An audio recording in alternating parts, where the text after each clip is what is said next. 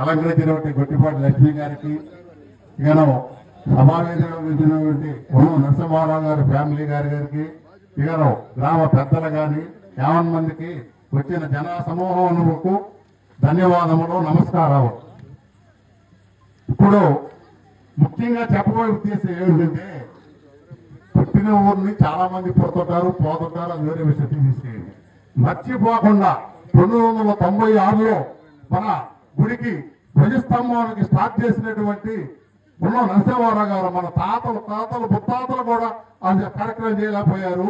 1996లో గుడికి ధ్వజస్తంభాన్ని పెట్టి అప్పట్లో 1,00,000 పెట్టి ఖర్చు పెట్టి ఇచ్చేశాడు. అప్పట్లో ఇచ్చి ఈ కార్యక్రమాలను గ్రామాన్ని మొత్తాన్ని గ్రూప్ చేసి ఒక కార్యక్రమం చేశాడు. అది చాలా సంతోషకరము. పైవచ్చు అది భగవంతుడిచ్చిన వాళ్ళకి దయ గాని, ఏదైనా మన గ్రామం దయ గాని, చాలా కార్యక్రమాలు మన ఊరికి గురించి చాలా చేశారు. ఏమంటే ముఖ్యంగా మనకి చెప్పుకుంటూ వస్తాను, వాటర్ ప్లాంట్ ఒకటి పెట్టారు.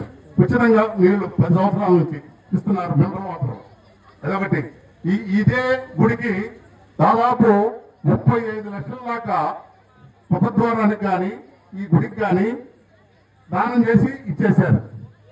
ఇకను పోతే ఏంటి అదే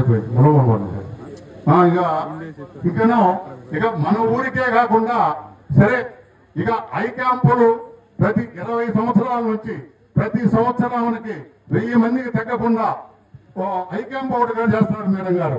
ఇప్పుడు రేపు 9వ తారీఖు కూడా ఉంది, కార్యక్రమం ఉంది. మాకు ఎలక్షన్ తోటి ఓటు సంబంధం లేకుండానే ఫ్రీగా ఐ క్యాంపులు చేసి ఇప్పుడు మన అది కూడా పెంచుకోవడం కూడా ఏ విధంగా ఎంచుకుంటారంటే, బాగా బ్యాక్వర్డ్ ఏరియాలో ఇన్స్టిట్యూట్ చేస్తున్నారు.